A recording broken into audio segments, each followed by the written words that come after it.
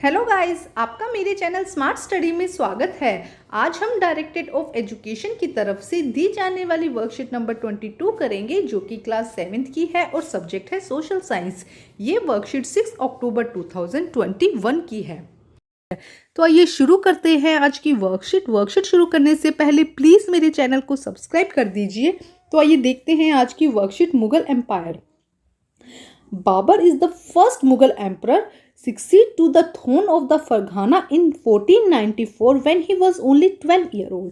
देखो क्या कहा जा रहा है बेटा, पिछली वर्कशीट में हमने मुगल एम्परर के बारे में हमने स्टडी किया था कि किस तरह वो मुगल एम्परर की स्टार्टिंग हुई थी, उनके जो एंसेस्टर्स थे कौन थे। आइए आज हम देखते हैं Mughal emperor, first Mughal emperor कौन थे। बाबर जो बाबर थे उनको 1494 में जब वो ओनली 12 ईयर के थे तब उन्हें सबसे पहले फरघाना का उत्तराधिकारी बनाया गया था। देखो क्या कहा जा रहा है, बाबर जब 12 ईयर के थे तब उन्हें फरघाना का 1494 में फरघाना का उन्हें उत्तराधिकारी बना दिया। वहाँ पे उनको उनकी गद्दी पर, जो राजा की गद्दी थी, वहाँ पर बिठा दिया।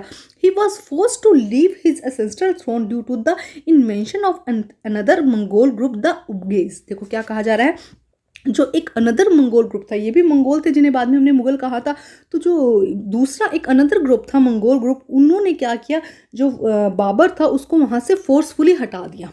देखो हुआ क्या, जब बाबर 12 साल के हुए, 12 ईयर के हुए, तब उन्हें फरघाना की जो राजगद्दी थी उसके ऊपर बिठा दिया गया और वहाँ का उत्तराधिकारी बना दिया गया। लेकिन उसके आसपास के जो दूसरे मंगोल ग्रुप थे ना, उनको ये बात अच्छी नहीं लगी और उन्होंने उनसे क्या किया, लड़ाइयाँ करी, बैटल करी और उनको हरा दिया और वहाँ से उस गद्दी से उनको हटा दिया गया। After year of wandering he seized Kabul in 1504। उसके बाद में बहुत टाइम तक जो बाबर थे वो क्या हुए, भटकते रहे एक जगह से दूसरी जगह, और फाइनली 1504 में काबुल पर उन्होंने कब्जा कर लिया, सीज कर लिया काबुल को 1504 में। देखो 1904 के बाद में 1504 तक क्या हुआ, जो बाबर थे वो एक से दूसरी जगह भटकते रहे, लेकिन फाइनली उन्होंने काबुल को सीज कर लिया। और 1526 में he defeat the sultan of Delhi Ibrahim Lodi at Panipat and capture the Delhi and Agra. और उसके बाद 1526 में उन्होंने सुल्तान ऑफ दिल्ली इब्राहिम लोदी को पानीपत में हराया। क्या किया उन्होंने, जब काबुल पे उन्होंने सीज कर लिया, काबुल पर कब्जा कर लिया, उसके बाद उन्होंने आगे स्टार्ट किया दिल्ली में। उन्होंने सबसे पहले पानीपत का युद्ध किया, जिसमें उन्होंने क्या किया, इब्राहिम लोदी को, सुल्तान ऑफ दिल्ली इब्राहिम लोदी को क्या किया, डिफीट किया, हरा दिया, और उसके बाद दिल्ली एंड आगरा को अपने कैप्चर कर लिया, मतलब अपने कब्जे में ले लिया। तो देखो बेटा यहाँ पे पिक्चर दिखाई गई है बाबर की 1526 से लेके, बेटा 1526 से लेके 30 तक क्या था, इनका एम्परर था। अब हम देखते हैं नेक्स्ट बेटा, देखो क्या दिखाया गया है 1526। देखिए क्या दिखाया गया बेटा,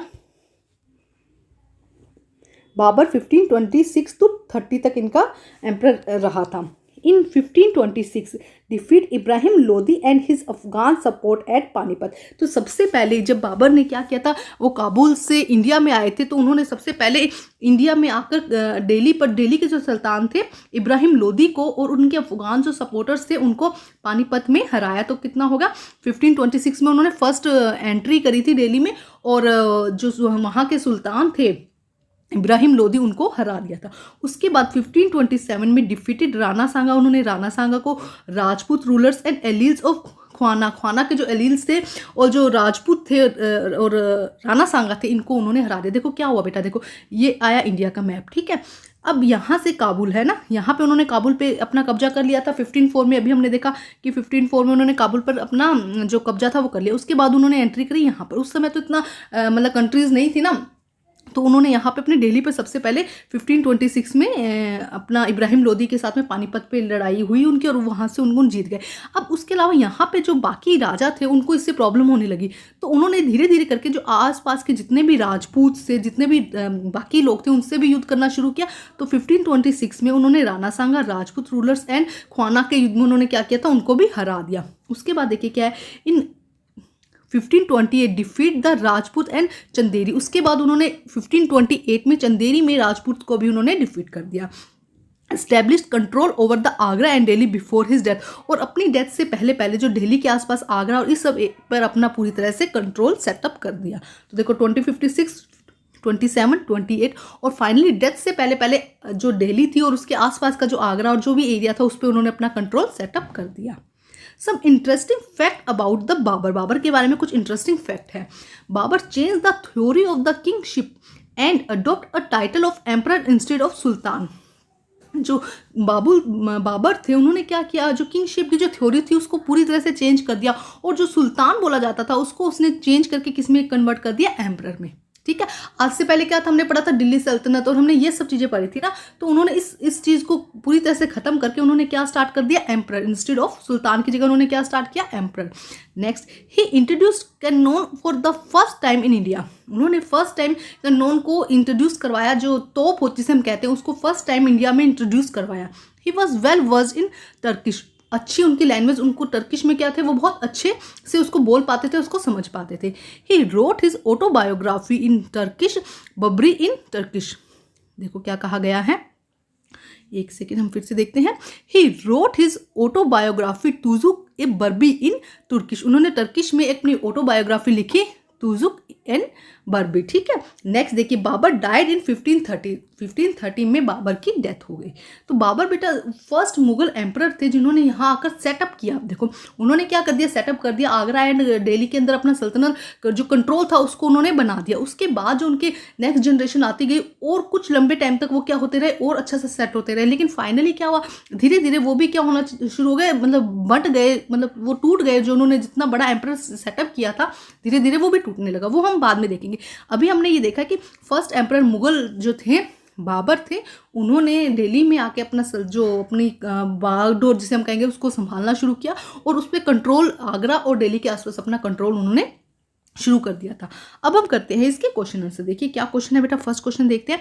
who was the first Mughal emperor, कौन है बेटा, बताइए। आप बहुत अच्छे से समझ चुके हैं कि फर्स्ट एम्परर कौन है, बहुत सुंदर सी पिक्चर भी दी गई है यहाँ पे।